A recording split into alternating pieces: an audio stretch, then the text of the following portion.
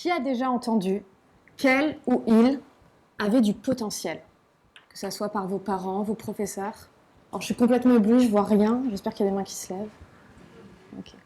Et qui a déjà entendu, ou peut-être s'est déjà dit, qu'il ou elle ne devait pas gâcher ce potentiel? Il est étrange quelque part, ce mélange de fierté et de pression, de peur. Peur de ne pas être à la hauteur, peur de gaspiller son talent. Cette peur nous pousse souvent à faire des choix dans lesquels on ne s'engage pas vraiment, pour surtout ne pas se fermer de porte. En tout cas, ce fut mon cas. Bonne élève au lycée, on m'encourage à faire prépa, pour ne pas me fermer de porte. Après la prépa, je choisis l'école la mieux classée, pour ne pas me fermer de porte. Après 2 ans d'école, je dois faire un stage. Je ne sais pas trop quoi prendre, alors je fais du conseil, pour ne pas me fermer de porte. Bref, jusqu'à ma remise de diplôme, on peut dire que tout allait comme sur des roulettes, ou plutôt comme sur des rails. Et je m'apprêtais à dérailler sacrément. Pourquoi cette sortie de route? Pourquoi pas une carrière classique? Parce que je pense que les carrières qui nous sont habituellement présentées en école ne sont pas nécessairement celles qui répondent le plus à notre besoin de sens. Mais revenons au rail, revenons au conseil. Peut-être que certains parmi vous ont déjà envisagé un passage, voire une carrière dans le conseil. Il y a de très bonnes raisons à cela. Le métier de consultant est intellectuellement stimulant. Chaque mission est un nouveau défi, un nouveau problème à résoudre, une entreprise ou un secteur à découvrir. Il est reconnu socialement. On ne vous demandera jamais pourquoi vous êtes devenu consultant, comme si ça coulait de source. Et même si vos interlocuteurs auraient des difficultés à définir ce que vous faites exactement, ils le respectent. Enfin, il est pécuniairement intéressant. Ma gratification mensuelle de stagiaire avoisinait les 1 750 €, alors que je ne faisais pas partie des plus grands cabinets. Autant de raisons, entre autres, qui peuvent expliquer l'attractivité de ce métier et qui me faisaient négliger que, bien loin de changer le monde, j'ai aidé de grandes entreprises à devenir encore plus grosses, à gagner encore plus d'argent. Ces carrières ressemblent pour moi à un engrenage, un jeu, auquel on jouerait bien plus longtemps qu'on ne le voudrait. Parce qu'on passe un niveau chaque année. Et cette perspective d'évolution nous pousse à rester pour décrocher tel bonus, atteindre tel niveau. Et maintenu dans cette évolution, nous n'avons pas toujours le temps ou l'envie de faire le point, de chercher à savoir ce qu'on réalise, si on se réalise. Et un jour, propulsé hors du métro à la Défense par une marée de costumes sombres qui s'éparpillent sur le parvis, surgit une question. Qu'est-ce que je fous là? Et cette question, je n'ai pas été la seule à me la poser. Lors de mon stage en conseil, j'étais encadrée par un senior, un diplômé de Centrale Supélec, le consultant parfait. Toujours impeccable, très à l'aise en présentation, confiant, sûr de lui. Il avait compris combien la forme influe sur la perception qu'on a du fond, et il était extrêmement pointilleux. Je me souviens de nos reprises de présentation où il traquait le moindre double espace, la marge de 5 mm plus grande sur une slide. 1 an après mon stage, je reçois un message sur LinkedIn de sa part. Je m'attendais à ce qu'il m'annonce qu'il était devenu manager. Pas vraiment. Il venait de quitter le cabinet. Il remettait tout en question. Ses choix, sa carrière tracée. Il se demandait ce qu'il voulait vraiment. Et je ne sais pas vous, mais moi, je n'ai pas voulu trop attendre pour me poser cette question. Quand je reçois ce message, je travaille dans un secteur dont j'espérais qu'il correspondrait mieux à mes attentes, la santé.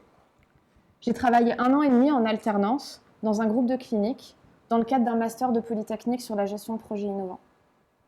J'espérais mettre l'innovation au service des patients, améliorer la prise en charge, fluidifier le parcours de soins. Mes projets se révélèrent un peu plus compliqués à mettre en œuvre, notamment parce que je travaillais au siège à Paris, loin des cliniques où se trouvaient les médecins, les patients. Cette distance crée une déconnexion. Je croyais avoir trouvé une innovation géniale, et quand je la présentais aux médecins, ils me rétorquaient qu'ils n'en avaient pas besoin. C'était extrêmement frustrant. J'avais l'impression de déployer des trésors d'énergie pour que la montagne accouche d'une souris. J'ai appris beaucoup, et notamment que le changement ne s'impose pas. Si vous voulez changer ce qui se passe, il faut aller là où ça se passe. Grâce à ces expériences, j'ai pu définir ce que je voulais. Un engagement de terrain qui ait du sens pour moi. C'est vague. Ça peut signifier une foule de choses. Et j'en suis bien consciente alors que je parcours le forum carrière d'HEC, des CV plein les bras, étourdie par les multiples possibilités qu'offrent les dizaines de stands. Et toujours en arrière-fond, cette espèce de pression, de peur, de gâcher son potentiel. Parmi les stands, je découvre le choix de l'école. L'association vient d'être créée et s'appelait alors Teach for France. Elle veut promouvoir l'égalité des chances. Je me souviens encore du message qui était affiché. Un jour, la réussite d'un enfant ne dépendra plus de son origine sociale. Ça me parle. Ça me parle parce que je ne peux que constater et déplorer la reproduction des inégalités dans notre système scolaire. Et en même temps, je continue de croire que l'éducation peut changer la société. Je continue de croire que l'école doit permettre de s'élever dans tous les sens du terme. Le programme propose aux diplômés de grandes écoles de s'investir dans l'éducation en s'engageant à enseigner 2 ans dans des collèges REP, ce qu'on appelait auparavant les ZEP. Et ça aussi, ça me parle. Ça me parle parce que je crois qu'à force d'avancer sur nos rails, nous créons notre bulle. Nous parlons à des personnes qui nous sont globalement similaires, sans réaliser que notre carte du monde est incomplète. Plusieurs pans de notre société vivent en parallèle et par définition ne se croisent jamais. Et je crois que cette ignorance, l'indifférence qu'elle génère, sont vraiment délétères. J'ai donc fait le choix d'être prof, pour 2 ans d'abord, pour voir, pour essayer, pour comprendre. Et c'est une expérience fabuleuse. Elle comble mon besoin de sens, mais pas seulement, parce que s'engager dans une voie qui a du sens, ça ne veut pas dire renoncer à y chercher ce qui vous plaisait ailleurs. Je parlais de stimulation intellectuelle. Être prof, loin de la routine qu'on pourrait imaginer, c'est faire face à des situations sans cesse différentes, parfois déroutantes. C'est s'adapter à ce groupe vivant qui est une classe. C'est accepter que ce qui a fonctionné hier ne marchera peut-être pas aujourd'hui. Et chaque cours est un défi. Celui de trouver, de créer, parmi les 1000 manières d'enseigner, celle qui correspond le mieux à votre objectif et à la situation présente. C'est une immense liberté dans la manière d'enseigner, mais aussi dans le contenu, dans ce que vous voulez transmettre. C'est l'occasion de coopérer, de rendre vivante cette transdisciplinarité dont on parlait. J'ai un exemple, par exemple, quand j'ai fait une séquence sur les récits héroïques, donc qui allait de l'Iliade au Seigneur des Anneaux. J'ai travaillé notamment avec ma collègue d'art plastique, et c'était génial de voir les élèves donner vie par l'écriture aux héros qu'ils avaient créés par le dessin. Être prof, c'est enseigner, mais c'est surtout apprendre.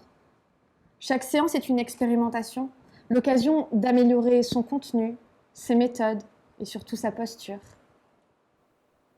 Ma plus grande joie ne vient cependant pas de ma propre évolution, mais de celle des élèves.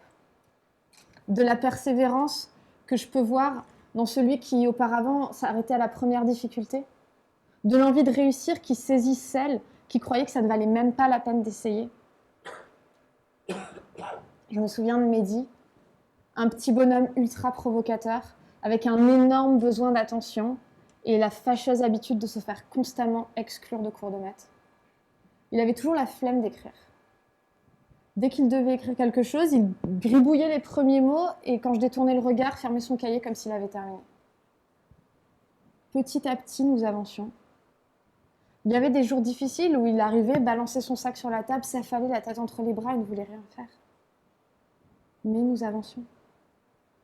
Et lors de la rédaction finale de cette fameuse séquence sur les héros, rédaction finale qu'il s'arrangeait en général pour sécher, je le vois écrire sans discontinuer. Et quand il a fini, il me tend sa copie. 1 page et demie, où transparaît toute sa joie, tout son plaisir d'inventer, de raconter des histoires. J'étais super fière, mais surtout heureuse de voir sa fierté, son étonnement presque. Quelques mois plus tôt, il n'en s'en serait jamais cru capable. Benjamin Sanders, dans la vidéo, disait que les bons leaders ont toujours confiance dans la capacité de leur public ou des gens qui leur font face. Je prétends pas du tout être une bonne leader, mais je pense que cette idée de confiance, c'était la première chose à transmettre. En tant qu'enseignante, ce sont là mes plus beaux souvenirs. Quelles sont les 2 bonnes raisons pour être prof? Je sais pas, vous n'avez pas idée? Quand mon père a à peu près accepté ma décision, c'est une devinette qu'il m'a envoyée. Donc les 2 bonnes raisons pour être prof, juillet, août. Voilà. Bon, derrière cette tentative d'humour, il y avait une vraie peur, celle que je m'ennuie. Aucun risque. Les journées d'enseignement sont intenses. Je connaissais la fatigue qu'on ressent après une journée passée à bosser sur une due diligence, ne quittant Excel des yeux que pour avaler en vitesse le dîner que l'équipe s'est fait livrer, et tout en sachant que le lendemain matin, on devra aller présenter les résultats trop tôt aux clients. Mais j'ignorais que je serais tout aussi lessivée après une journée de cours, où une attention tous les instants est nécessaire pour garder en tête votre objectif, la manière dont vous voulez amener les élèves à l'apprentissage, tout en intégrant ce qu'il peut y avoir d'imprévu, de vivant, tout en étant pleinement présente à ce qui se passe pour chacun d'entre eux. Je parle d'intensité, je parle de fatigue. J'insiste, s'engager dans une voie qui a du sens, ça ne signifie pas embrasser un sacerdoce, se sacrifier pour une cause. Je n'ai pas eu à me rappeler constamment pourquoi j'avais fait ce choix.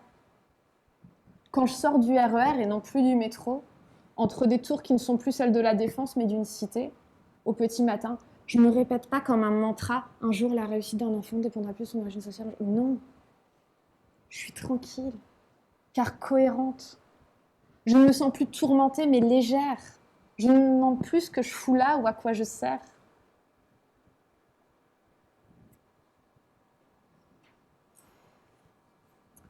Peut-être que vous avez l'impression que ça sonne comme une évidence aujourd'hui, mais c'est parce que j'ai 1 an de recul et de beaux souvenirs plein la tête. Ce ne fut pas un choix facile. J'avais peur. J'avais peur de gâcher mon potentiel, j'avais peur de ne pas être à la hauteur des attentes qu'on avait pour moi, que j'avais pour moi. Et c'est normal d'avoir peur. C'est normal d'avoir peur quand on se décide enfin, quand on prend une porte et qu'on redoute qu'elle se referme derrière nous. La proposition du choix de l'école était rassurante. 2 ans d'engagement et un accompagnement après pour réintégrer le monde normal. Sans ça, j'aurais sûrement jamais osé me lancer. Sans le choix de l'école, je n'aurais jamais été prof. Je veux dire, j'avais jamais songé à devenir enseignante. J'ai toujours été sensible aux inégalités, particulièrement aux inégalités scolaires, mais ça ne faisait juste pas partie de mon horizon. Ça n'était pas une vocation. Si vous avez un projet, un rêve, pourquoi le repousser à plus tard? Faites attention à cette logique qui voudrait qu'en sortant d'école, on sécurise un salaire, on sécurise un prestige. On devient rapidement prisonnier de cette sécurité. J'entendais et j'entends encore beaucoup de mes camarades dire « Alors, je vais faire X années dans le conseil ou la finance, je mets de l'argent de côté, je construis mon CV et après, je me consacre à tel projet qui me tient à cœur. » Pourquoi attendre? A fortiori si vous n'avez pas d'emprunt à rembourser. Il y a un vrai risque. Est-ce qu'une fois manager ou associé, vous trouverez le courage de s'aborder cette carrière solidement bâtie pour l'incertitude d'un rêve, d'une chimère qui échouera peut-être?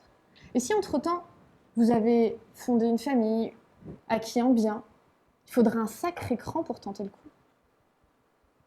Quand je parle de rêve, de projet, je ne pense pas forcément à quelque chose de complètement alternatif, au sens de radicalement différent de ce que vous envisagez ou de ce qu'on envisage pour vous.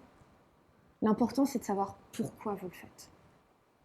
Mon objectif, là, ce n'est pas de vous convaincre ou de vous persuader de tous devenir enseignants, mais juste de vous pousser à vous interroger. À quoi voulez-vous œuvrer?